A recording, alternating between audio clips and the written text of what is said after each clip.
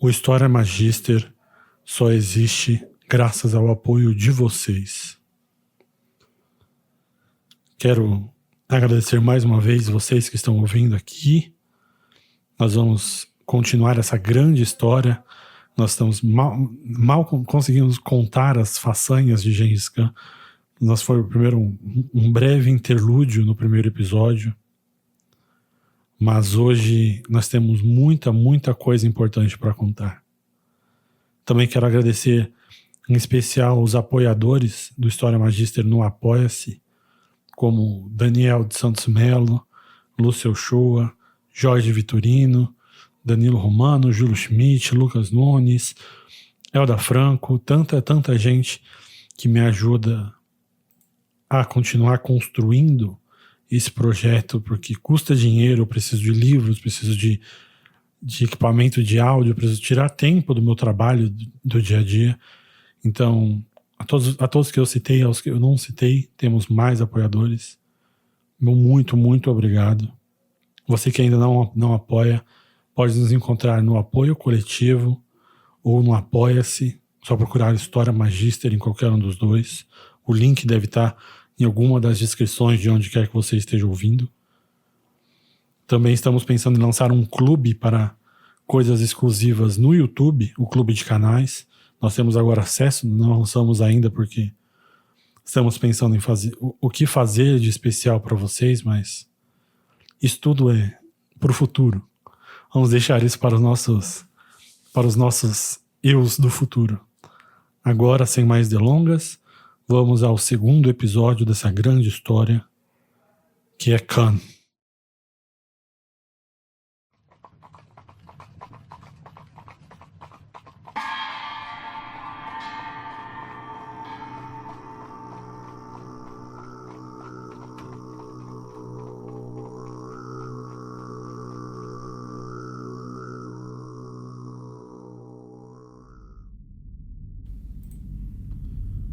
Por volta do ano 1215, o governante em ascensão de um pedaço gigante do mundo islâmico, um lugar conhecido como Khwarezm, ou a Khwarázmia, enviou alguns espiões em direção à China. O nome do Shah da Khwarázmia era Mohammed. Ele estava achando que talvez ele pudesse invadir a China no futuro, um lugar sobre o qual ele sabia muito pouco, além dos rumores e coisas que ele ouviu em missões comerciais. A missão de espionagem, os emissários que ele mandou, eram liderados por um islâmico chamado Baha al-Adin. Em algum momento entre 1215 e 1220, essa missão chegou numa cidade chamada Jiangdu, que é a atual Pequim de hoje. Quando a missão estava chegando perto da cidade, eles começaram a perceber que algo estava muito errado. No caminho eles encontraram o que parecia ser uma montanha coberta de neve, quando eles viram ao longe, e chegando mais perto eles descobriram que era uma montanha gigantesca de ossos. A partir daí, a estrada a caminho de Jiangdu começou a ficar enlamaçada, fofa, por causa da gordura dos corpos humanos que haviam decomposto ali. Então a estrada estava instável e eles tiveram de contornar e abandonar a estrada, que estava saturada de gordura. O cheiro era tão horrível que o cronista da época, um persa, escreve que muitos desses espiões, desses missionários, adoeceram e alguns chegaram a morrer. E quando eles chegaram à antiga capital do norte da China, eles encontraram um lugar completamente devastado.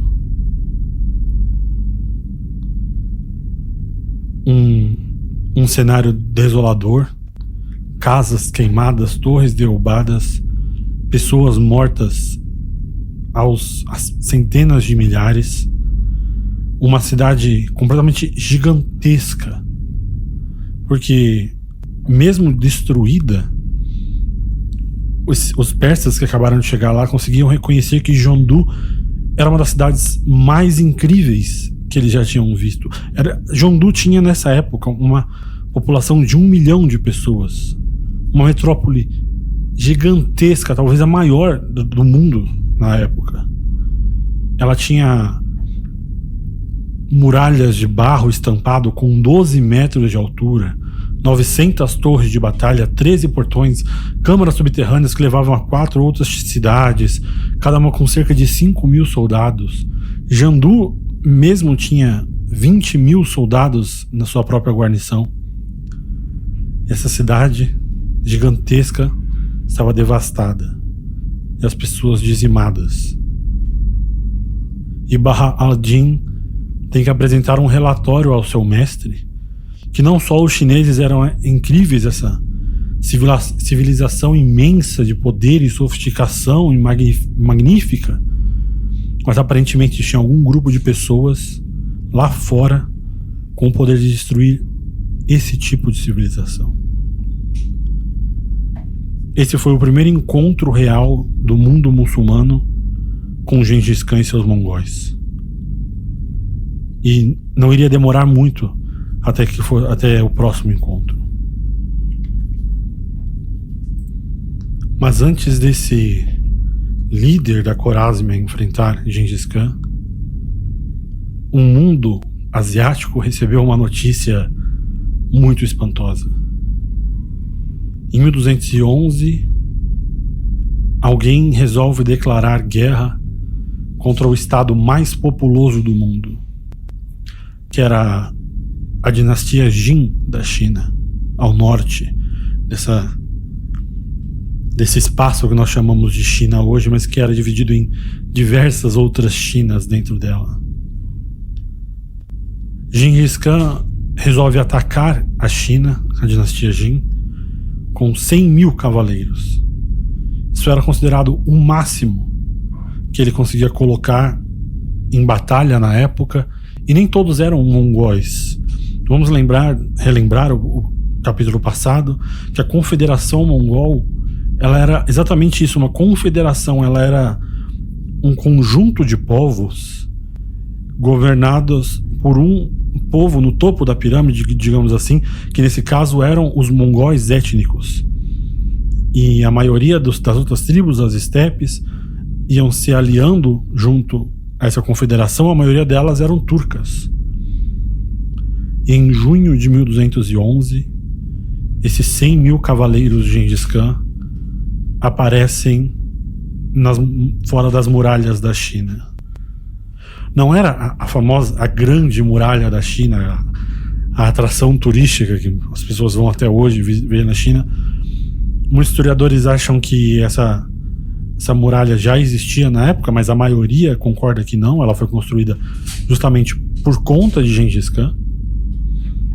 Mas o caso é que, mesmo sem a grande muralha da China, a dinastia Jin tinha outras gigantescas muralhas que construíam para segurar os grandes ataques das tribos das estepes ao longo dos tempos. E essas muralhas que a China havia construído ao longo dos tempos eram usadas não só para manter as pessoas que iriam atacar a China, normalmente os bárbaros das estepes do lado de fora, mas para forçar eles a ir por certos caminhos já previsíveis, porque se você pode controlar o perigo, da onde eles vão, da onde eles entram, você sabe onde colocar os seus exércitos. O maior perigo dos nômades das estepes era a mobilidade, por causa dos cavalos que nós citamos no primeiro episódio. Então, se você consegue canalizar os ataques em certas passagens ou estradas, vales, cadeias de montanhas, você sabe exatamente onde colocar os seus exércitos de defesa, que eram formidáveis. O problema dos Jin é que eles eram internamente fracos no papel. Na teoria, o ataque de Gengis Khan contra o Imperador Dourado, que era o nome do imperador da China Jin, Era uma missão completamente maluca. Os Jin tinham muito mais tropas, muito mais pessoas, muito mais recursos, muito mais defesas. Gengis Khan não tinha nenhuma chance no papel. Mas as guerras não são lutadas no papel. E muitas vezes os estrategistas militares resumem as situações, eles colocam suas análises, eles concentram as suas análises em coisas como números, ou armas, ou fortificações, em detrimento de coisas menos interessantes, digamos assim, que são os verdadeiros fatores determinantes de saber quem acaba por ser vitorioso e quem acaba por ser vencido. No caso dos chineses da dinastia Jin, era a unidade do seu povo. Eu posso fazer, por exemplo, uma comparação, um paralelo com os franceses em 1940, quando a Wehrmacht alemã invadiu a França, porque na teoria, no papel, qualquer livro de história militar da Segunda Guerra Mundial vai te contar isso, que a expectativa é que os franceses oferecessem uma resistência pelo menos tão boa quanto eles tinham oferecido na Primeira Guerra Mundial, uma geração antes. O exército alemão esperava completamente que eles fossem ter uma luta formidável contra a França, que iria custar milhões de vidas alemãs.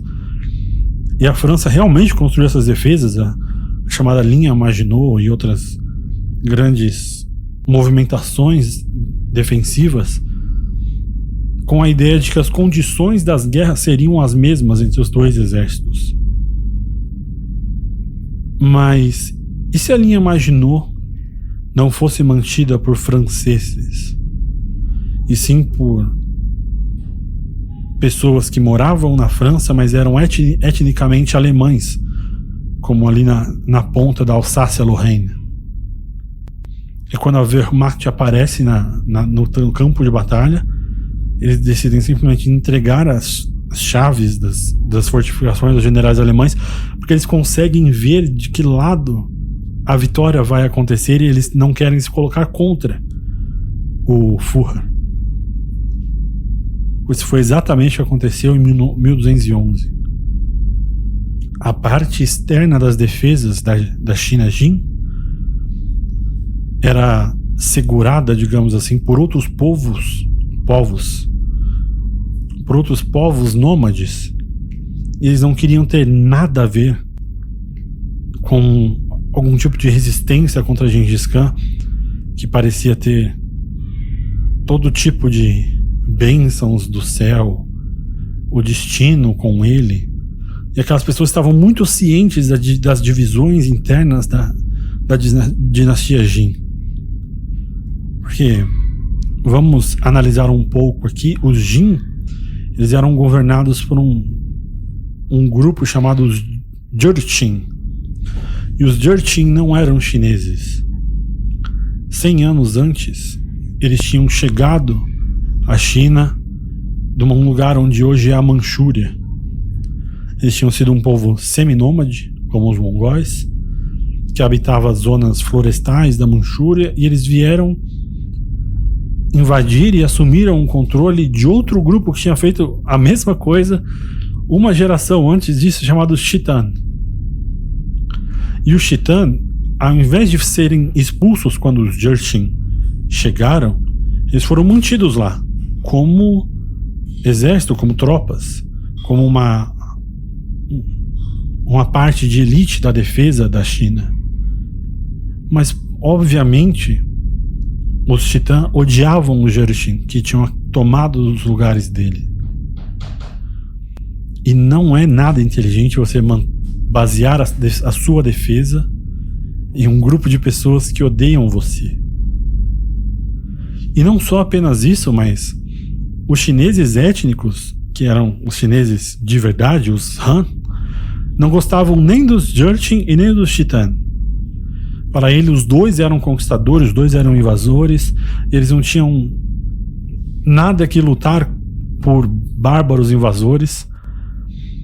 E justamente por isso, além dessa divisão, porque haviam ao mesmo tempo fomes, inundações, todo tipo de coisa, que os Han, os chineses, que formavam a maioria do povo, dos camponeses, estavam se rebelando contra o governo chinês dos Jurchen e do Khitan. E Gengis Khan sabia de tudo isso. Ele tinha um serviço de inteligência que é considerado um dos maiores da história. Na verdade, se eu não me engano, é Richard E. Gabriel, um historiador dessa época, que estuda essa época, na verdade, mas ele é contemporâneo, que ele diz que ele é talvez o melhor de toda a história. E diz que o Khan estava sempre procurando divisões entre seus inimigos para poder explorar. No papel, os Jin eram praticamente invencíveis. Mas na realidade, Gengis Khan sabia que toda a estrutura da dinastia chinesa do norte estava sobre um castelo de cartas. E só bastava um sopro para que ela começasse a cair. Então, assim que os mongóis passaram pelas primeiras defesas externas dos chineses, os registros dos chineses, que é tudo que a gente tem dessa época, os chineses tinham uma mania, um costume, na verdade, por milênios, de que toda vez que uma dinastia ou um povo caía, eles sentavam e escreviam toda a história desse povo, a história completa deles. Mas às vezes isso só acontecia um século ou dois depois que esse povo havia caído. Então as fontes são meio difíceis de se levar 100%. E nem eles são tão específicos. Nesse caso, sobre a invasão dos mongóis sobre as cidades do norte, eles não são específicos sobre como os mongóis invadiram, como essa conquista se deu, mas a gente pode fazer um tipo de inferência pelas campanhas mongóis na Europa do Leste, por exemplo, na Pérsia, no Oriente Médio. A tendência dos mongóis era matar a todos. Os moradores, os fazendeiros, as pessoas que estavam no mercado, pessoas que eles simplesmente passavam por elas. E claro que boa parte disso era crueldade desenfreada, sem motivo. Mas boa parte disso provavelmente era calculado para efeito psicológico. Outros povos mais antigos e mais modernos que os mongóis, como por exemplo os assírios, eles eram conhecidos por fazer a mesma coisa. Porque quando você se coloca nessa posição de terrível, essa posição de destruidor, você tira toda a iniciativa do seu povo. Não só do seu, mas do povo que você está conquistando. Porque tudo que o imperador Jin queria era concentrar as suas defesas e colocar as suas tropas nos lugares certos, tudo. Mas ao invés disso, ele está recebendo pedidos e chamadas e socorros de pessoas do território dos norte, civis e governadores das cidades, dizendo: por favor, nos ajude, cadê vocês? Nós não estamos vendo seus exércitos e os mongóis estão queimando e saqueando e estuprando o nosso povo. Quem é que vai nos salvar? Vocês vão mandar alguma ajuda? E óbvio que para os governantes a tentação é ignorar esse tipo de pedido para focar no plano. Mas se eles ignoram esses pedidos de socorro, a tentação do povo sendo atacado pelos mongóis é simplesmente de se render. Ao invés de trancar as portas, eles vão abrir e vão se entregar para ter a sua vida poupada. Os mongóis, assim como muitos outros povos, tinham uma política de que se você se rende, você pode viver. Nós vamos simplesmente passar e deixar vocês vivos. Mas se vocês colocarem algum tipo de resistência, nós vamos matar todo mundo assim que nós conquistarmos a cidade.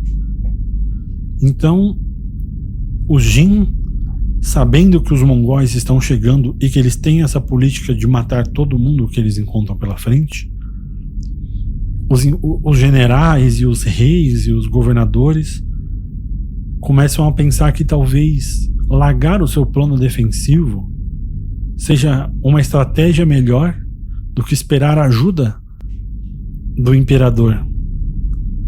E aí o imperador não pode se ater ao seu plano.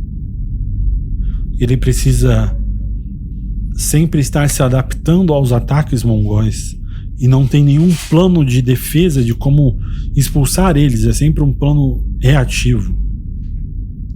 Você percebe como isso rouba a iniciativa do seu inimigo? Um exemplo é um lugar chamado Onbuk, no norte da China, que, ao saber da chegada dos mongóis, se rende completamente, entrega as chaves e troca de lado. Se junta aos mongóis e recebe um regimento mongol muito tempo depois desse período. E o Jin tem que acordar muito rapidamente para esse movimento.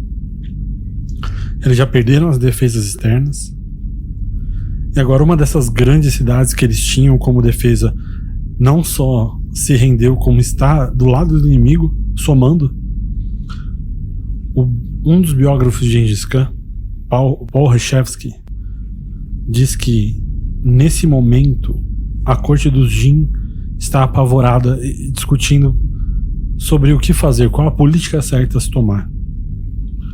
E o imperador então decide propor a Gengis Khan um acordo de paz. Gengis Khan recusa. Então o imperador resolve pedir a um general que negocie pessoalmente com Gengis Khan.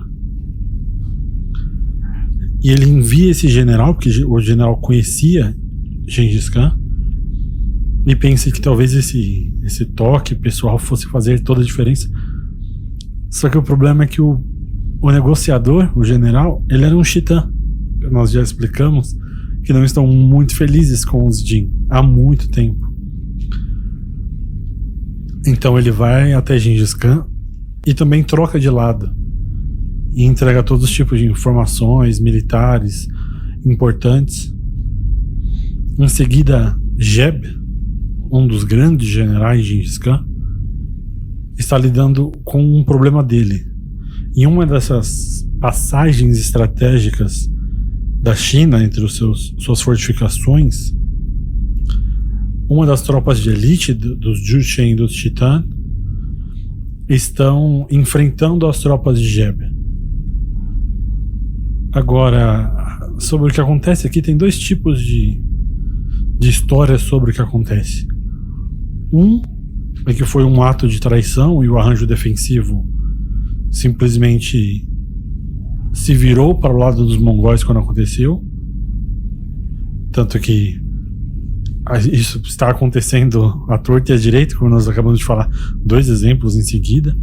A outra história é que Jeb, conhecido como o Flecha, quem lembra da história do primeiro episódio, usa o eterno truque milenar de fingir que vai fugir e dar a volta nos seus inimigos. Não importa qual dessas histórias é a verdadeira, o final é que de repente o governo dos Jin, que tinha toda uma estrutura montada, acaba de perder a melhor tropa que eles tinham. E ao mesmo tempo há uma outra coluna vindo do norte através da cidade de Onbuk e toma todos os cavalos da dinastia Jin, que estavam em um pasto, sabe, engordando para o uso futuro, descansando. Então, em um momento, os Jin estavam preparados para a guerra, estavam se preparando para enfrentar os mongóis, e no outro momento, tudo se foi. Todas essas coisas acontecendo em sucessão, em velocidade, são como se fosse um blitzkrieg da Segunda Guerra. Um ataque muito veloz que destrói uma cidade ou uma população de uma hora para outra. E os Jin estavam a caminho de entrar em colapso, a dinastia inteira, se não fosse um daqueles acontecimentos estranhos, mirabolantes da história que mudam tudo de uma hora para outra. Paul Reshevsky, que nós acabamos de citar, diz que Gengis Khan é atingido por uma flecha perdida. Agora, isso não é grande coisa, ele não vai morrer, não, nada demais. Só que ele não pode continuar à frente das batalhas, então ele tem que passar o comando a um dos seus subordinados. E eles continuam vencendo, mas as coisas não vão tão bem com eles à frente como estava com o Khan no comando. E os chineses conseguem estabilizar um pouco mais as coisas. Como na Batalha de Marne, na Primeira Guerra Mundial, dos franceses, que eles vencem num dia e conseguem estabilizar as coisas por um certo período de tempo, conseguem botar panos quentes nas coisas. E o problema é que os mongóis não têm o luxo do tempo agora, porque eles não estão lidando muito bem com o clima dessa região. Então essa combinação de fatores, o fato das defesas se estabilizarem, e os mongóis terem de ficar presos lá por mais tempo, e o clima tá induzindo doenças nos soldados mongóis e nos cavalos, e o Khan ferido por uma flecha, talvez abriu aos mongóis aí uma ideia melhor de aceitar o tratado de paz que os Jin tinham oferecido há uns meses atrás. E na história secreta dos mongóis, essa parte é meio complicada de se entender, porque ela é não só muito mais subjetiva, como ela é muito críptica sobre essa guerra contra os chineses, contra os Jin. Mas na história secreta dos mongóis, sobre o segundo ataque de Gengis Khan à capital chinesa, que eles não conseguem derrubar as muralhas porque estão sem o Khan, estão enfraquecidos por doenças. Eles tentam um novo ataque e são repelidos, e é assim que a história secreta dos mongóis conta essa tentativa. Abro aspas. Quando eles atacam Zhongdu, mais uma vez o grande general do Khan Dourado, o príncipe Fujin, avisa ao seu rei que o destino está com os mongóis. O céu e a terra estão ao seu lado. Terá chegado a hora que você será forçado a dar o seu trono a eles? O exército mongol é tão poderoso que mataram até mesmo os nossos melhores e mais corajosos soldados. E os nossos lutadores foram massacrados e muitos dos nossos exércitos destruídos. Eles capturaram nossa fortaleza em Shangong-Kong. Se reformarmos nosso exército para atacar os mongóis novamente, e mais uma vez eles os encontrarem, não haverá nada que os impeça de tomar todas as nossas cidades. E se essas cidades são forçadas a lutar contra o exército mongol, elas provavelmente se voltarão contra nós e se renderão a eles. Eu digo que nós devemos oferecer homenagem ao Khan dos mongóis, por enquanto, e negociar alguns acordos com ele. Assim, negociando o acordo, e quando o exército mongol tiver voltado para o norte, nós talvez possamos considerar entre nós o que mais podemos fazer. Eu ouvi dizer que os homens mongóis e seus cavalos são consumidos por doenças e descobrem terras do sul impróprias para o seu modo de vida. Vamos dar uma das suas filhas ao Khan. Vamos dar homens do seu exército cargas pesadas de ouro, prata, cetins e outros bens. Como sabemos que eles não concordarão com esses termos? O Khan Dourado concordou com o príncipe Fujin e disse: faremos todas essas coisas. Ele enviou uma homenagem a Gengis Khan e deu a ele uma de suas filhas como esposa. Os portões de Zhongdu foram abertos e eles distribuíram grandes quantidades de ouro, prata, cetins, permitindo que os homens do exército mongol, dependendo de quantos animais cada um tinha, carregassem o que pudessem. O príncipe Fujin negociou com Gengis Khan e Gengis concordou em falar com ele, aceitando seu tributo, e ordenou seus homens que parassem de lutar. E devolveram todas as cidades que eles haviam tomado. O exército retirou-se para o norte, com o príncipe Fujin cavalgando com Gengis Khan até as cristas de Maoshao e Ushu. Então ele voltou para a corte de Zhongdu, e nossos soldados levaram tanto cetins e mercadorias quanto seus animais podiam carregar e seguindo seu caminho, amarrando seus pacotes com cordas de seda. Fecho aspas. Então Gengis Khan resolveu aceitar o pedido de paz e essa gigantesca oferta de espólios da corte dos Jin, e os Jin resolvem então considerar entre si o que fazer. E essa parte da história que acontece agora é muito confusa, porque todo esse período da campanha contra a China se confunde entre as fontes.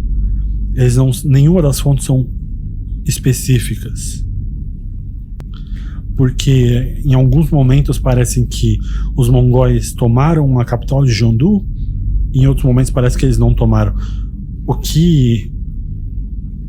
O entendimento que eu tenho, e alguns historiadores também chegaram a essa conclusão, é que Jeondu, como é uma cidade gigantesca, assim como qualquer metrópole do planeta, ela tem subúrbios, ela tem cidades pequenas que estão ligadas à cidade maior, ao centro da cidade, digamos assim.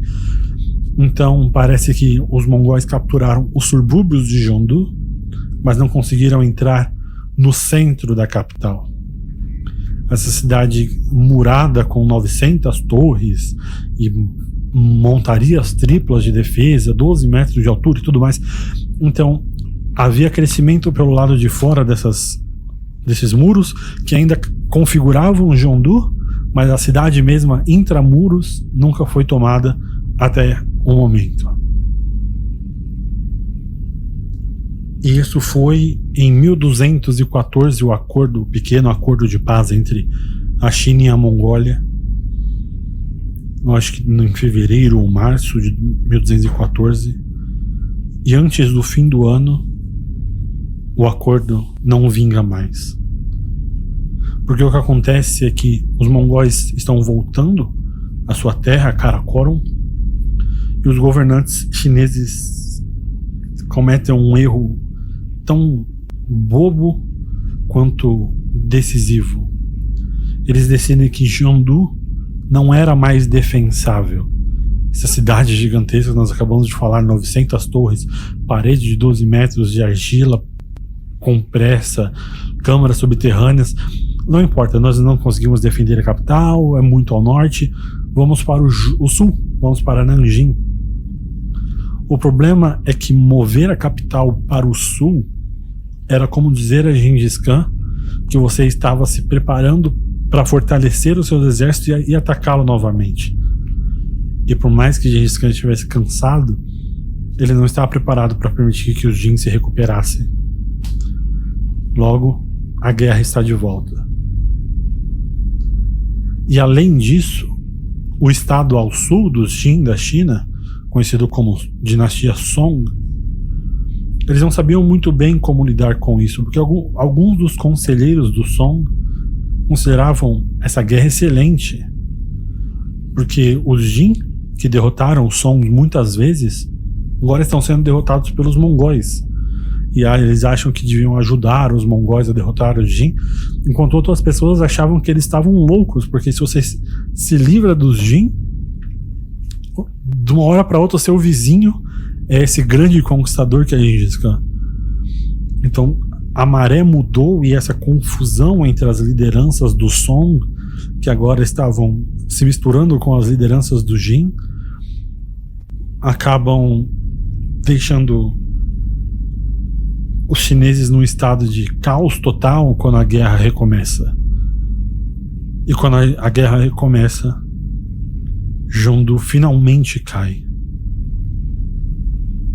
Nos livros nós somos informados que os mongóis cercam a capital chinesa, como disse, a maior cidade do mundo na época, e o governo não está mais lá, eles estão em Nanjing, no sul, mas 1 milhão de habitantes de Jeondu ainda estão na cidade que hoje é Pequim, rodeados pelos mongóis. E quando os mongóis começam a cercar a cidade e barrar todos os rios e queimar as florestas e fazendas, os chineses começam a morrer de fome e começam a recorrer ao canibalismo. 1 milhão de pessoas passando fome, o desespero se alastra muito rapidamente.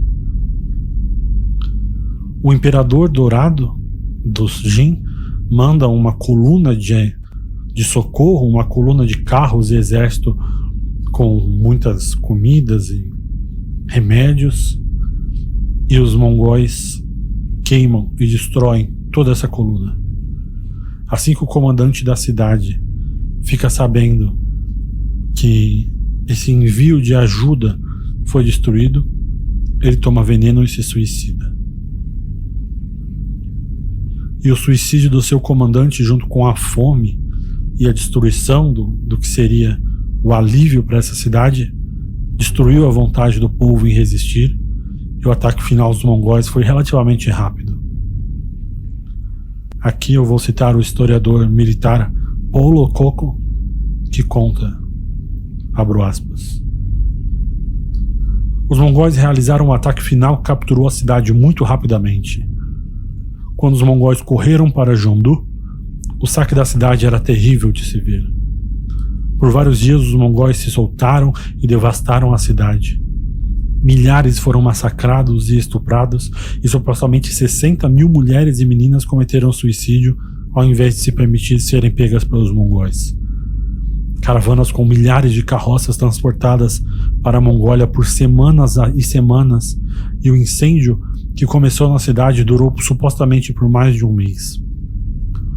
Quando os mongóis deixaram Jeondu, com suas últimas carroças cheias de ouro, o cheiro dos cadáveres tornou-se muito forte até mesmo para esses homens acostumados com a morte em grande escala. Mesmo muitos anos depois, viajantes relataram que a área ao redor da cidade estava coberta de crânio dos mortos. Surpreendentemente, a captura de Jeondu e a devastação das terras do norte da China não acabaram com a guerra, mesmo com a quantidade de pilhagem ocorrendo em Jeondu. O tribunal dos Jin em Changfeng enviou outra força de socorro. Os mongóis interceptaram também essa e toda a unidade foi massacrada. Quase todo o norte da China foi devastado.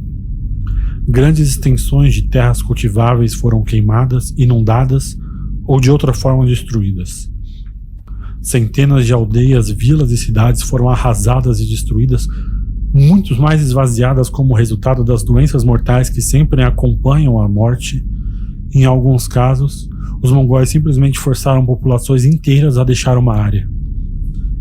Esses se juntaram aos milhões de novos desabrigados vagando por todo o país em busca de comida e segurança. Fluxos constantes de pessoas obstruíam as estradas e os cursos d'água indo para o sul, longe dos mongóis. O banditismo se tornou a principal ocupação depois da mendicância, e o colapso social foi gigantesco. Fecho aspas. Agora, isso não acaba com a dinastia Jin. Como falamos aqui, era uma dinastia enorme, um império gigantesco, muitas cidades fortificadas que podiam continuar a resistir e prolongar essa agonia da morte por muitos anos ainda. No entanto, populações como os Khitan estavam se voltando contra os Shin. Os chineses Han, também dessas áreas, passaram a apoiar os mongóis rapidamente. E mesmo assim, a atenção de Gengis Khan foi atraída dessa vez para o oeste e deixou o resto da conquista da China para os seus subordinados. A destruição do que era a maior cidade do mundo até esse ponto é um holocausto gigantesco. Não tem outra palavra para se usar além dessa. Em 1216, eles dão uma pausa e Gengis Khan tem de retornar à Mongólia por um tempo, porque agora ele tem outros problemas que exigem sua atenção, além do que está acontecendo na China. A guerra na China nunca para, mas Gengis Khan não está mais pessoalmente monitorando, então ela é menos um blitzkrieg, um ataque em alta velocidade, como só Gengis Khan sabe fazer, e os chineses são, sabe, consegue manter a sua posição por mais tempo, enquanto Gengis Khan lida com problemas tanto à sua retaguarda quanto no oeste. E os problemas da sua retaguarda envolvem pessoas com que ele pensava que já tinha lidado.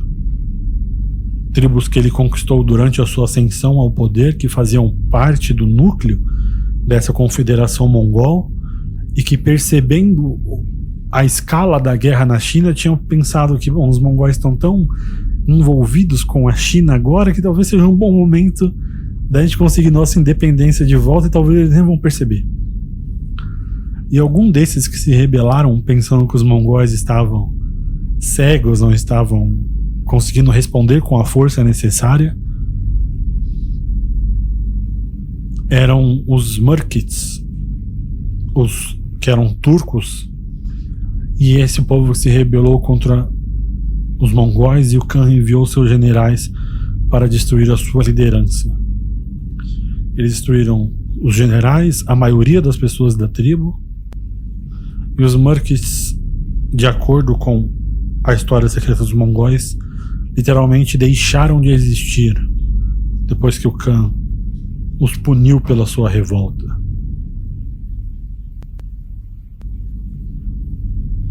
Seus generais vão a alguns outros locais lidando ainda com esse tipo de rebelião, e Gengis Khan volta a sua atenção para uma figura no ocidente que é muito singular, digamos assim, na história de Gengis Khan, porque é um dos poucos inimigos do Khan a sobreviver à sua fúria. E o que ele faz daqui pra frente prova que talvez Gengis Khan estava certo em não deixar que seus inimigos vivam para lutar outro dia. O nome dessa pessoa muda entre uma fonte e outra, mas o nome mais comum de se encontrar é Kushlug. E Kushlug era um membro da tribo dos Nimans. Ele era um dos líderes da tribo, inclusive. Seu pai tinha lutado contra Gengis Khan durante a sua ascensão e morreu no campo de batalha.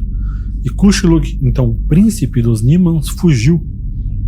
E Gengis Khan estava tão ocupado com a China que se esqueceu dele e deixou ele fugir. E enquanto isso, esse príncipe dos Nimans, Kushlug, fugiu para um império no ocidente e pediu proteção. E esse império é conhecido como os Karakitans. Agora, se esse nome te soar familiar, Karakitans, é porque nós já citamos esse nome no primeiro episódio, quando nós falamos dos Utans. É um povo que governou o norte da China antes da dinastia Jin. A dinastia Jin é uma dinastia da Manchúria, de conquistadores. Conquistaram os Jurchen e desalojaram os Karakitans do norte da China. E esses governantes agora dessa região, mais ao ocidente, também são uma dinastia de conquista. Dinastia de conquista são esses tipos de povos que descem aos territórios e, ao invés de dizimar e ir embora como os mongóis, eles se mantêm como os legítimos reis daquela região. E esses Chitans que estavam no norte da China antes do Jin fugiram para o ocidente e agora são os Karakitans ou Karachitans. Os chineses têm até um nome específico para eles, chamam de dinastia Lao Ocidental, porque os Karakitans são a olho nu chineses. E enquanto eles estão dominando essa região do Cazaquistão, que hoje em dia é o Cazaquistão, eles são como grandes estrangeiros lá. E eles estão formando uma elite governante sobre um povo majoritariamente islâmico. E esse estado, a grande importância dele é que ele era como se fosse um buffer, uma defesa entre o estado dos mongóis, essas grandes confederações de bárbaros, e a grande sociedade islâmica turca dirigida pelo Shah Mohammed, da Quaresma, da Carásmia, e o território do Shah Mohammed não encostava no território de Gengis Khan, justamente por causa que o Império dos Karaktans estava no caminho. E essa parte da história é muito interessante. Se nós tivéssemos mais 50 episódios para destrinchar, talvez nós conseguíssemos lidar com todos os detalhes que seriam necessários somente para essa parte da história. Mas, em resumo, são 2 pontos realmente centrais dessa história para a gente entender o que vai acontecer depois. Um deles é religioso. Kuchuluk é um católico nestoriano. Isso não é tão incomum nessa época. Muitas pessoas na Ásia haviam se convertido ao cristianismo nestoriano. É muito engraçado pensar no cristianismo nessa época na Ásia, antes da ocorrência de São Francisco Xavier, que foi tão central para os missionários dessa região. E enquanto isso, Kuchuluk se casa com a filha do líder dos Karashitanos. E essa filha dos Karashitanos é budista. Então Kuchuluk se converte ao budismo.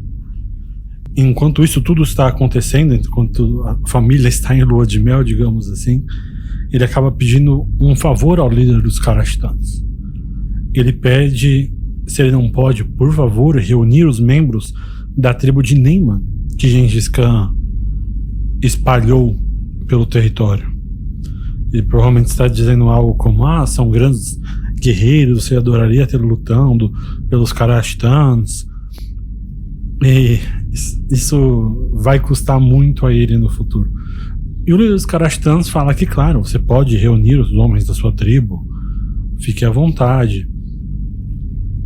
E isso é muito sintomático, digamos assim, porque a existência desses homens, não, de acordo com a fonte dos mongóis, não era possível nem que eles existissem, porque o que está escrito na História Secreta dos Mongóis, nós acabamos de citar, que eles foram dizimados. Mas outros historiadores que analisam as fontes chinesas e persas da época dizem que muitos foram mortos, mas uma boa parte foram dispersos. E Kuchuluk tenta reunir esse povo da qual ele ainda é príncipe e os convence a abandonar as tribos pela qual eles foram incorporados, inclusive alguns na tribo de Gengis Khan, e seguirem ele até a Quaresmia. Até os Karaktans. E ele começa a trazer seus próprios soldados para a cidade de Karachi e constrói a sua própria força. E o Shah da Quaresmian Shah começa a perceber esse movimento e começa a trabalhar secretamente com Kuchuluk. E num acordo, eles simplesmente constroem uma coisa, você me apoia e depois eu te apoio contra os mongóis. E se você tomar o lugar do líder dos Karashitanos, você não precisa mais pagar tributo para o meu império. E eles fazem um tipo de arranjo secreto. Kuchuluk derruba seu sogro, o líder do império de Karachi. E depois de uma grande batalha, Kuchuluk é vitorioso. E o que sobra dos exércitos do líder dos Karaktans é dizimada pela força do exército da Quaresmia, que estava esperando do lado de fora da cidade.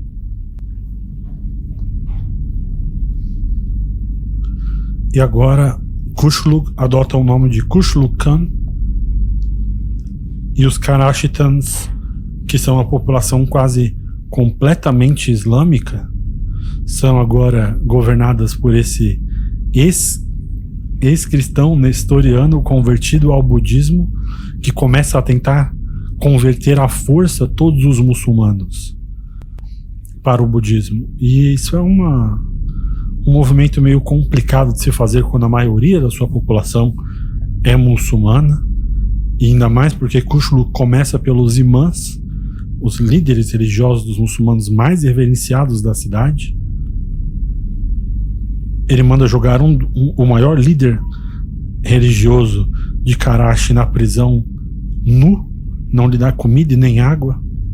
Vários dias depois ele o arrasta para fora e o crucifica na frente de umas principais escolas religiosas de Karachi.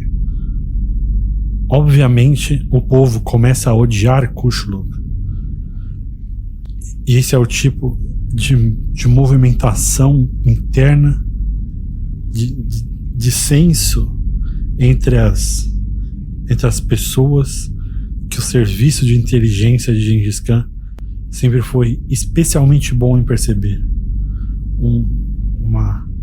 Uma rachadura na armadura dos inimigos. Então, em 1218, 20 mil mongóis aparecem do lado de fora de uma das cidades do novo império de Kushlu Khan. E ao invés de atacar a cidade, proclamam que Gengis Khan acredita na liberdade religiosa, que ele acredita que todos devem ter permissão para adorar os deuses dos seus ancestrais, e que vocês, sob o reinado de Gengis Khan, todos podem ficar tranquilos, não existe conversão forçada. E abrindo um parênteses aqui, esse é o tipo de coisa que muitos historiadores modernos, historiadores mais revisionistas da importância e da ferocidade de Gengis Khan, gostam de dizer, tipo, Gengis Khan, ele era tão moderno, ele era tão bonzinho, ele acreditava no pluralismo religioso, olha que incomum para a época, que homem visionário. Como se esse tipo de coisa não fosse exatamente alinhada com o nível de ferocidade que Gengis Khan estava querendo. Porque muito antes de Gengis Khan, um exemplo muito simples e fácil é o do exército, dos romanos. Por mais que eles perseguiam os cristãos antes de Nero, depois de Nero é uma coisa diferente, mas antes de Nero eles perseguiam os cristãos ou qualquer outras pessoas que acreditassem em qualquer outra coisa, porque eles se recusavam a rezar pelo César. Se você rezasse pelo César, você podia adorar quem você quisesse. O pluralismo religioso sob os romanos sempre foi enorme. Eles nunca foram menos ou mais liberais ou tolerantes do que, por exemplo, os mongóis. Os impérios não estão nem aí para os deuses dos seus vizinhos ou para o seu. Os impérios querem estabilidade, eles querem paz nas suas fronteiras. Eles querem que as pessoas fiquem contentes e paguem seus impostos. Então, Alexandre o Grande, quando tentou destruir o zoroastrianismo na Pérsia, ele nunca tentou, mesmo que ele tivesse tentado destruir uma religião, ele nunca tentou obrigar outras pessoas a acreditar num deus ou naquele deus. Ele disse, fica quieto e paga seus impostos, de obedecessem às regras do império. O problema que os romanos tinham com os judeus, depois com os cristãos, é que isso é um outro assunto tão gigantesco que eu não tenho nem como começar a abordar ele aqui de forma, verdadeira, mas o judaísmo e por extensão o cristianismo é o nascimento da ideia de Deus verdadeiro. É a primeira vez que implicava que você adorar um Deus verdadeiro significava que todos os outros deuses estavam errados. Um Deus ciumento, como outras pessoas dizem. E isso é uma ameaça à estabilidade do império. E isso desafia a passividade de um império. O que Gengis Khan fazia é a mesma coisa que o César fazia. Se você rezasse pelo Khan, se você pedisse a qualquer outro deus, porque os mongóis, eles eram panteístas, mas eles tinham um tipo de deus em específico, né, que era o deus do céu, mas eles não tinham essa noção que nós estamos falando aqui, de que um deus é o deus certo. Talvez seja o meu, talvez não seja, talvez seja o seu. Pelo sim, pelo não, eles vão fazendo um seguro, eles vão fazendo uma poupança. Você reza pro seu Deus por mim, e o outro reza pro Deus dele por mim, e todo mundo reza pelo Khan, e fica todo mundo numa boa. Vai que um deles está certo, sabe? Todo o seguro celestial que eles pudessem pegar, eles faziam a mesma coisa que os Césares faziam. Não interessa se você vai adorar Atenas, se você vai adorar Zeus, se você vai adorar o que quer que seja. Presta tributo ao César, reza pelo César e tá tudo bem. Paga o seu imposto e fica aí.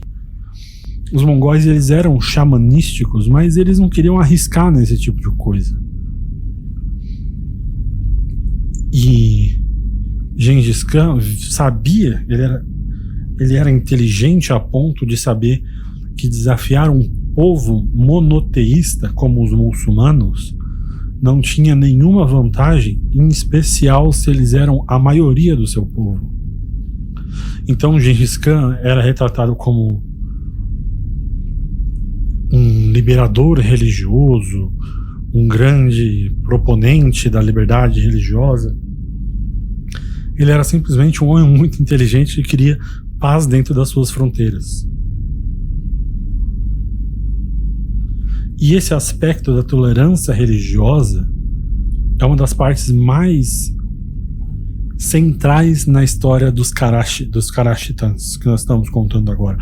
O outro lado é o lado imperial da coisa.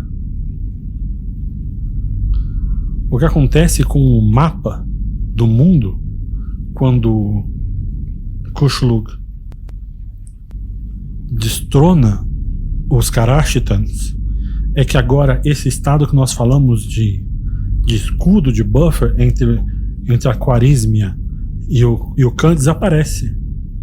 Então Kuchulug se chama Kuchulug Khan, mas ele ainda está debaixo do Shah da Khwarezmia. Então agora toda essa área que nós hoje é o Cazaquistão é anexada à Khwarezmia, e de repente esse lugar gigantesco no planeta é vizinho de porta de Gengis Khan. E nunca dois grandes estados de tamanho poder sendo vizinhos acabou bem.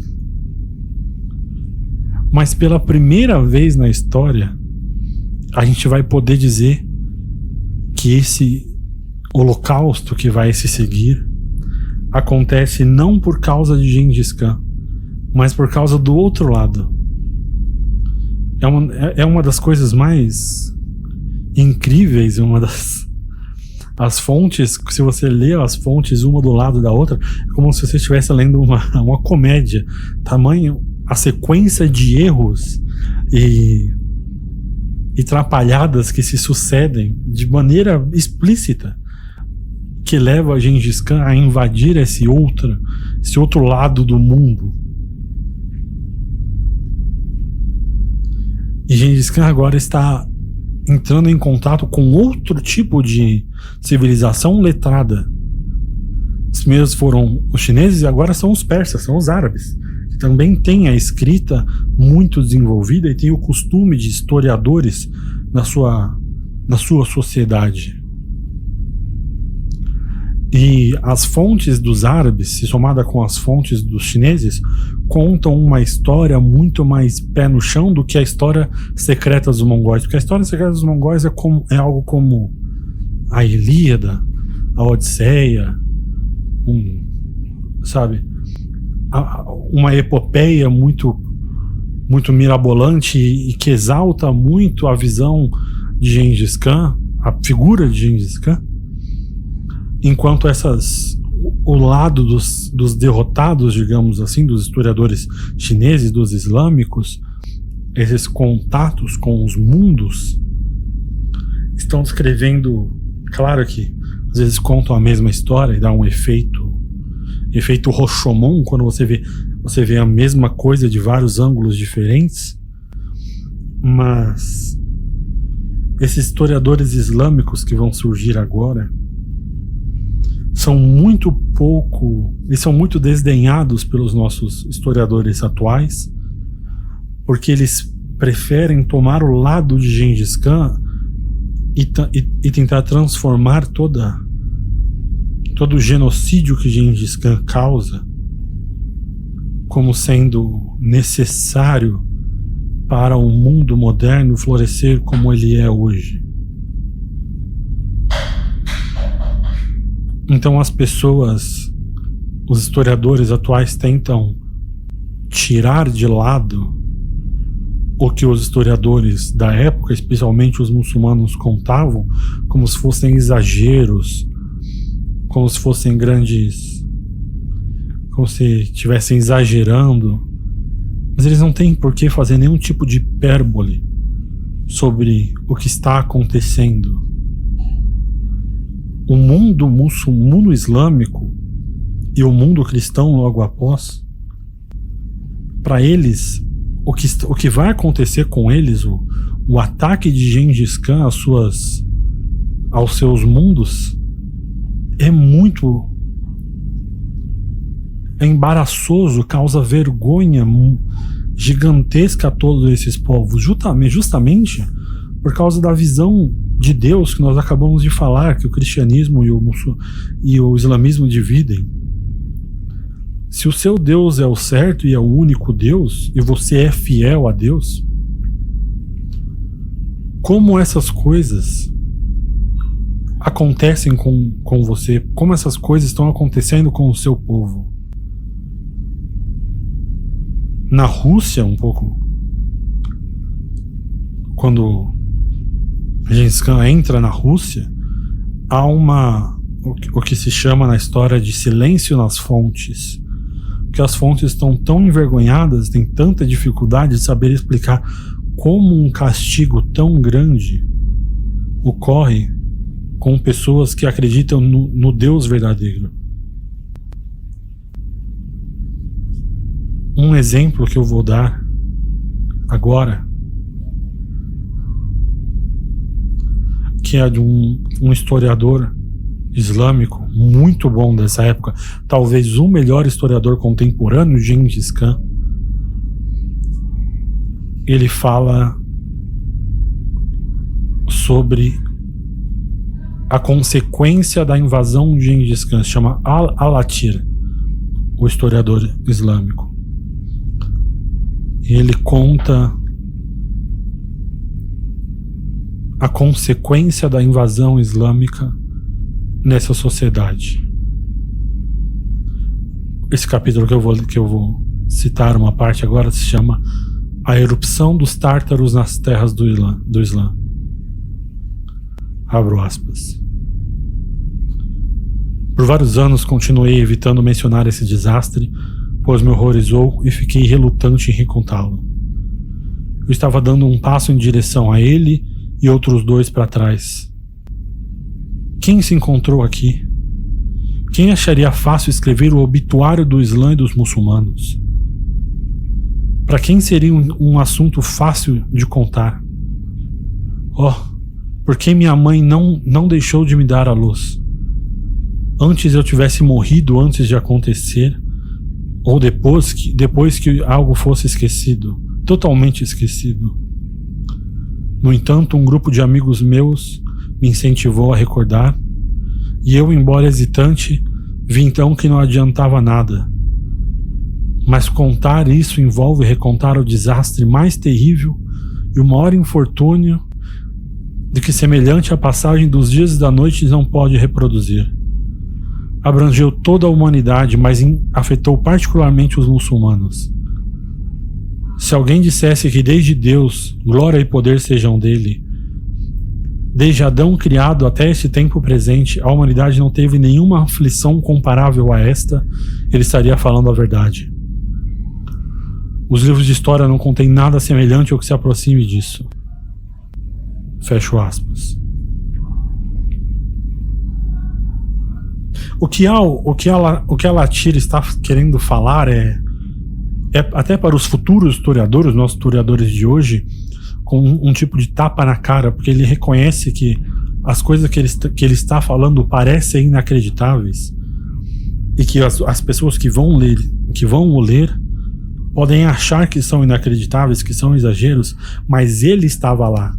Ele tem o direito de falar. Ele, enquanto Al-Atir, viu o que estava acontecendo, e as pessoas que vierem depois, se quiserem duvidar, vão ter que acreditar no relato dele.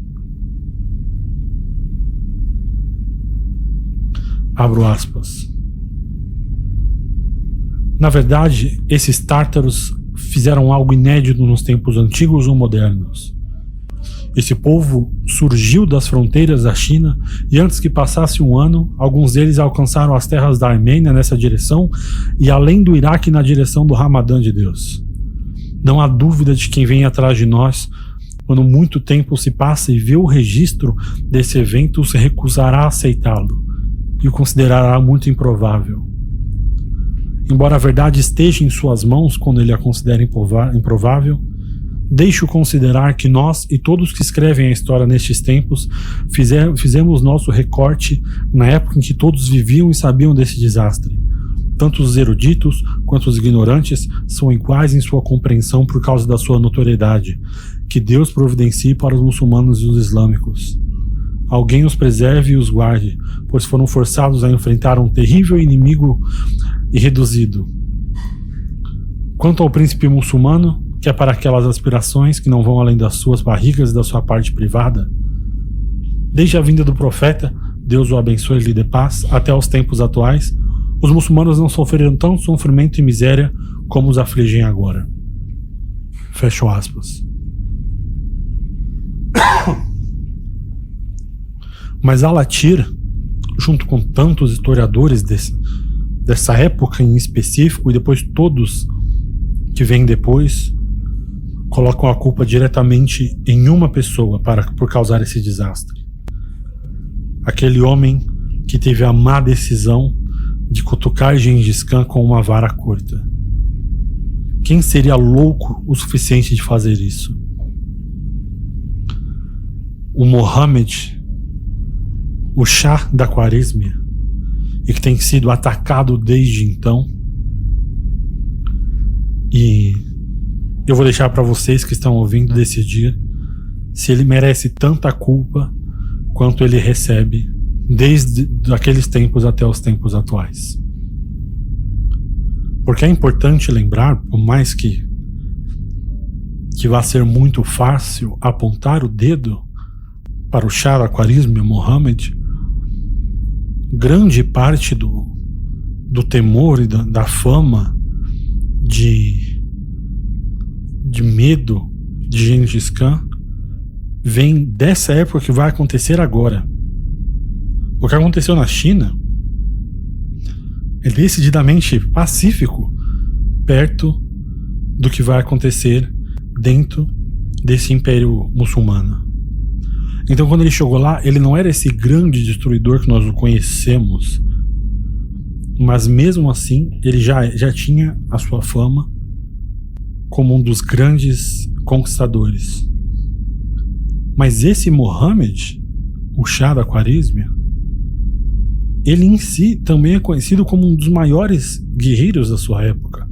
Ele é conhecido na história muçulmana como um dos grandes construtores de império. Essa guerra que vai acontecer entre a Khwarezmia e a Mongólia é como se fosse uma luta entre dois times invictos num campeonato, dois grandes lutadores de MMA que nunca tiveram uma derrota no seu cartel. Ninguém sabe dizer quem vai vencer até que a luta realmente comece.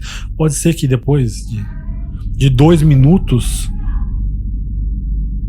pode ser que depois de 2 minutos de luta, sofra um nocaute tão grande, todo mundo fala, realmente como é que a gente pensou que o lutador X ia ganhar do lutador Y, mas até que aquele gongo soe, nós não temos como ter certeza. Agora, há sim uma pequena prévia que pode dar uma visão do que vai acontecer na guerra, porque em um momento antes de tudo isso acontecer, uma das forças do Shah da Khwarezmia encontra um destacamento das forças de Gengis Khan. E o general Gengis Khan disse: olha, a gente não quer problema com vocês, nós temos ordens de não se envolver em qualquer conflito com vocês e com ninguém da Khwarezmia. E o Shah da Khwarezmia, as forças da Khwarezmia dizem: eu não quero saber das suas ordens, eu quero o problema com vocês. Vocês são pagãos e são idólatras. E eles começam a lutar.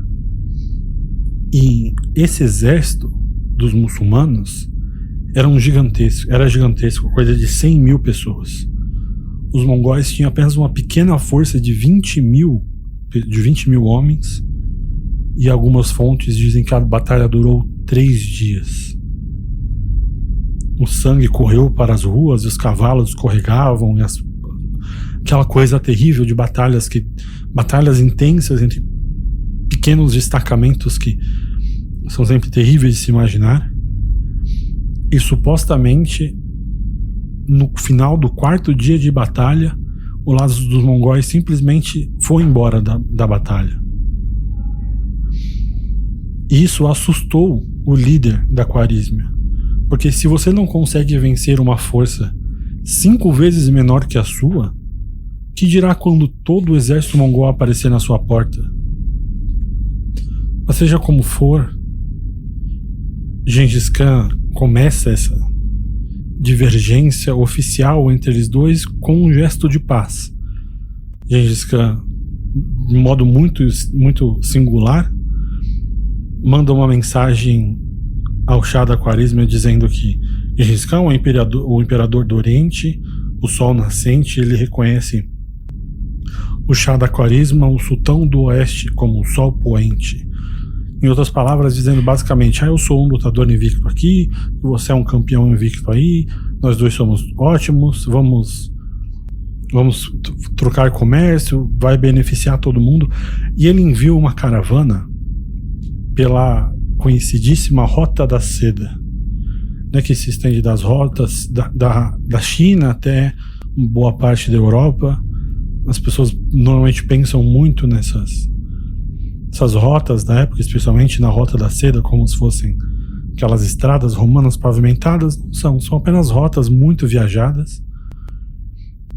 E por muitas vezes eles têm caravanas de milhares de camelos e cavalos e carroças e mercadores que se estendem numa linha até o fim do horizonte.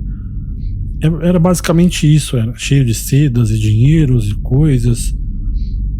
E durante todo o mundo antigo e o mundo medieval, essas caravanas eram a maior tentação, o maior alvo entre bandidos e ataques de todos os tipos. E a gente lê sobre isso repetidamente. E muitas vezes eles tinham proteção, tinham destacamentos de exército para proteção. E Gengis Khan achava que essa caravana que ele enviou ao Shah da Khwarezmia, a proteção era a sua própria reputação. Afinal de contas, quem iria provocar Gengis Khan? Mas a história não diz exatamente como, a motivação do que acontece, mas o fato é que a caravana, quando chega ao destino, quando chega na Khwarezmia, todo o material dela é pego e os mercadores mongóis são todos condenados à morte. E a acusação oficial é espionar, espalhar propaganda. E não fica claro nas fontes se a ideia foi ou não do líder da Khwarezmia. Mas o governador da cidade que está envolvido o consulta e ele diz que por mim está tranquilo. Eu só quero a minha parte, se você me dando a minha parte, sem problemas. Esse acontecimento é o casus belli, a causa de guerra do que vai acontecer daqui a pouco. Gengis Khan então fica louco das ideias. Ele diz: não é assim que os governantes agem, as caravanas são indivíduos protegidos. E, incrivelmente, ele dá mais uma chance e ele oferece ao Shah da Khwarezmia e fala assim: se não foi você que fez isso, não tem problema. O governador devia estar agindo como um trapaceiro, ele não sabe respeitar ninguém. A gente pode ficar numa boa. Só me entrega o governador e eu vou o punir. E a gente vai continuar trocando o comércio normal. E esse é o momento que todos os historiadores, desde então, destacam como um dos maiores erros da história por um líder. O Shah da Khwarezmia manda matar os emissários, arrancam as barbas do que sobra e enviam de volta para Gengis Khan. E agora acabou a amizade entre os dois, e agora começa aquele momento da luta em que um começa a falar merda sobre o outro nas redes sociais. Então Gengis Khan manda uma carta para ele, de acordo com Ebonal Latyr, manda uma carta para o Khwarezmian Shah dizendo: você matou meus homens e meus mercadores e tomou dele a propriedade. Prepare-se para a guerra, pois estou indo contra você como um anfitrião que você não pode resistir quando ele bate a porta. E o Khwarezmian Shah me manda uma mensagem semelhante de volta dizendo: eu estou indo até você. Embora você esteja nos confins da terra, irei entregar a punição e tratar você como tratei os seus seguidores. Ou seja, claramente nenhum dos dois está mais interessado em amizade. A data desse confronto final é 1219. E quando chega o dia, o Shah da Khwarezmia fica completamente estupefato com o que acontece. Os mongóis atacam o seu território por muitos ângulos diferentes. Ele é pego completamente desprevenido. É por isso que a minha descrição das guerras mongóis são muito menos detalhadas do que as, por exemplo, como eu fiz na República Finita, porque os exércitos mongóis não se movem como os exércitos antigos ou os exércitos medievais. Eles se movem como os exércitos modernos. Se você pegar qualquer livro de história militar e ver uma movimentação de um exército antigo, um exército medieval, é aquela figurinha e tem uma flecha vermelha, que eles vieram daqui para lá, e o exército estava em um grupo, se for muito chique, talvez 2 grupos, e essas setas apontam da onde eles vêm. Os mongóis não atacam assim. Se você olha para um mapa de guerra mongol, é como se você estivesse olhando um mapa de movimentação de um exército da Segunda Guerra Militar. Ao invés de uma flecha, você tem 2 flechas movendo por aqui, as setas em todo o mapa. É como se fosse o avanço alemão na Rússia, por exemplo, ou o avanço da Rússia na Alemanha, com 50 flechas diferentes em todas as direções, cercos em todos os lados. É uma coisa muitíssimo complexa. Então, quando os mongóis avançaram contra a Khwarezmia, eram no mínimo 8 colunas independentes atacando por todas as direções. O general militar daquela época, por melhor que ele fosse, e o general Mohammed da Khwarezmia era um dos melhores da época, eles não estavam preparados para isso. Os historiadores, inclusive, acreditam que é por isso que os números dos mongóis são sempre superestimados pelos seus inimigos. Para eles parecia que eles estavam atacando em todos os lugares ao mesmo tempo. E a resposta do Shah da Khwarezmia para isso tudo, e como eu falei, ele tem uma má reputação pela falta de competência dela, ou etc. Mesmo na época, ele era um dos apelidos dele na época é um segundo Alexandre o Grande. Então, ele claramente não era um Zé Ninguém. Claramente ele era um comandante formidável, e talvez ele tenha conquistado grandes outras coisas, mas todas elas ficaram anãs perto da luta e da reação que ele teve ao ataque de Gengis Khan contra o seu território. E a resposta dele foi não entrar em campo contra os mongóis, mas sim colocar as suas tropas em fortificações fechadas, pequenas tropas, porque ele estava apostando nas evidências, nas suposições que rolavam por aí de que os mongóis não sabiam fazer guerras de cerco. Porque ele sabia que a maioria das tropas nômades não sabiam lidar contra grandes muralhas ou esse tipo de coisa. Então ele separou seus soldados em pequenos bolsões de 20, 30, 40 mil homens em cidades com muros, fossos e defesas, para, se ele não pudesse vencer os mongóis, pelo menos cansar ou entediá-los até que eles voltassem para casa. Só que ele não percebeu que ele não estava enfrentando os mongóis de 30 anos antes. Ele estava enfrentando os mongóis de 1219. Eram os mongóis que eles já tinham no seu exército os milhares de engenheiros de cerco chineses capturados na guerra contra a dinastia Jin. E esses engenheiros eram os mais sofisticados da história. E quando os mongóis chegaram a essas cidades, eles colocaram os engenheiros para trabalhar. E a guerra entre os mongóis e o Khwarizm Yanshao é uma guerra de cercos. E há grandes histórias sobre como Gengis Khan derrotou um governador que causou tudo isso, as outras cidades que compunham essa parte leste do Império da Khwarezmia caíram uma por uma, mas eu quero contar aqui a história de uma em específica. A grande cidade de Bukhara, que era chamada a joia do mundo islâmico.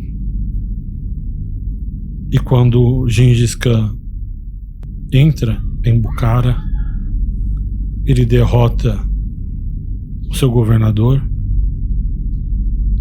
e ele entra na cidade, e é a primeira e única cidade que se diz que Gengis Khan entrou pessoalmente. Normalmente ele conquista a cidade de fora e volta para Karakorum enquanto seus subordinados, seus generais, entram na cidade. Mas ele entrou em Bukhara, e o efeito da sua entrada em Bukhara é uma das poucas histórias contadas sobre Gengis Khan que mostram um pouco da luz sobre esse homem.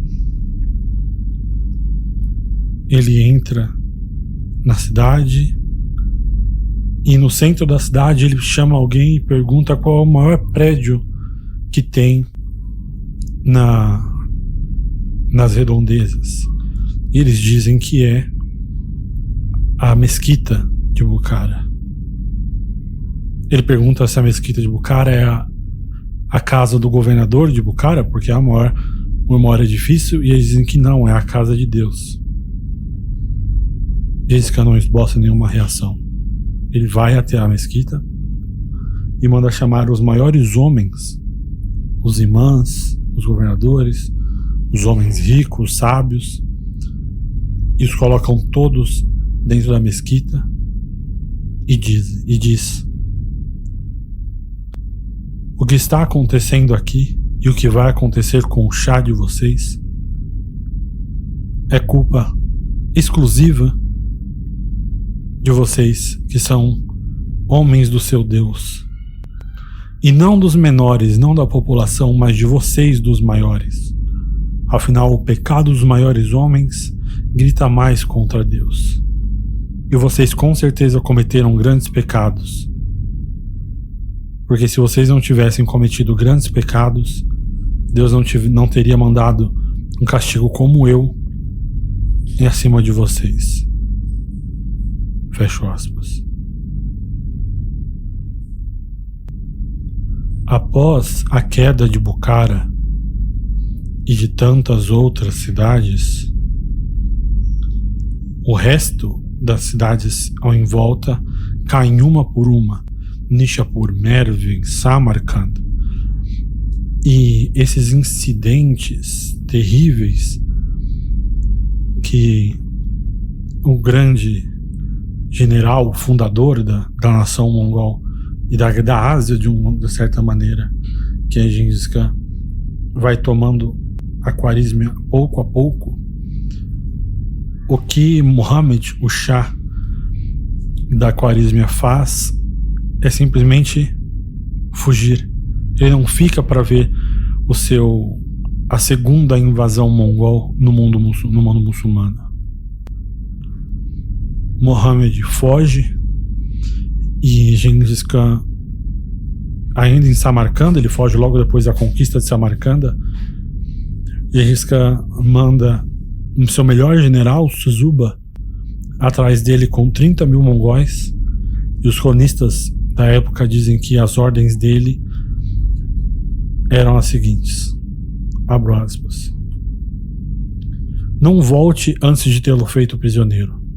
Se ele fugir antes de você, siga-o através de seus domínios para onde quer que ele vá. Poupe cada cidade que se renda a você, mas destrua implacavelmente qualquer um que fique no seu caminho e ofereça resistência. Fecho aspas. O Shah Muhammad foge através de seus territórios e conforme ele passa, ele vai exortando os nativos a queimar suas plantações, matar seus rebanhos e fugir. E os muçulmanos contam isso até hoje como uma forma de covardia.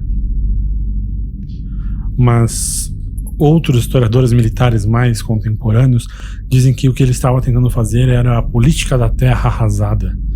Tentar negar aos mongóis qualquer tipo de habilidade de viver da terra para que eles tivessem de deixar a perseguição. Mas Suzuba era implacável.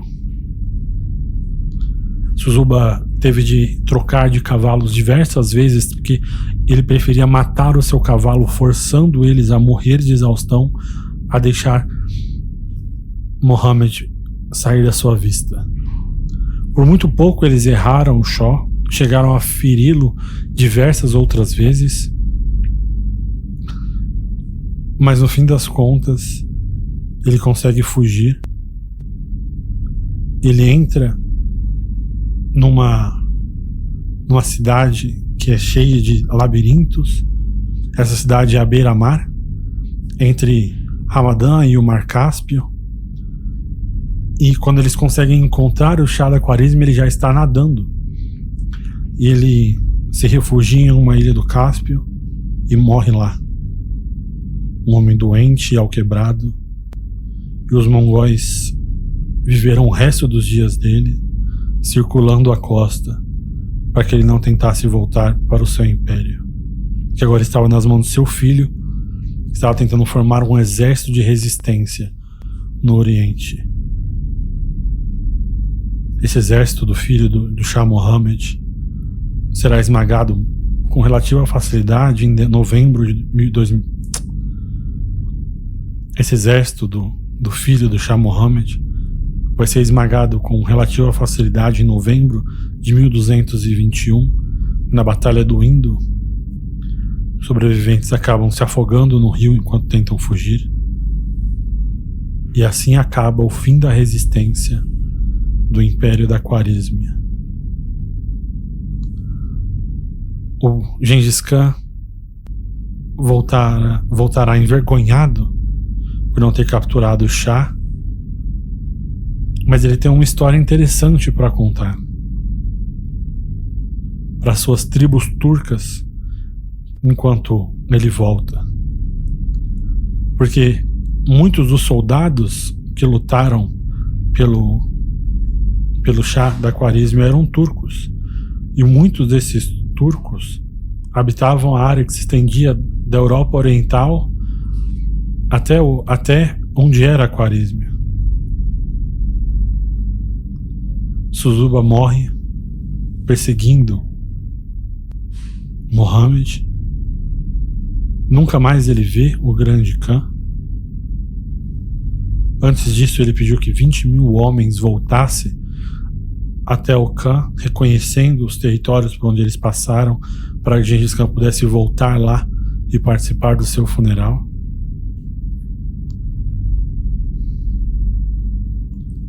E nesse caminho de volta, de reconhecimento entre o Mar Cáspio e Karakorum, se forma um túnel que vai levar Gengis Khan a conduzir uma missão que vai se tornar a maior e mais devastadora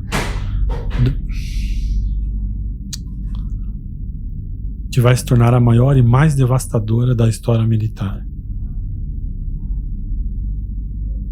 Um segmento inteiro da Eurásia.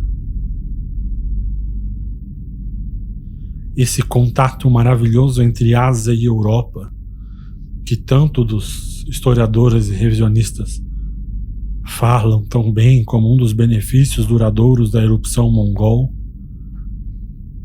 será, assim como no Oriente Médio, a custo de milhões e milhões de vidas.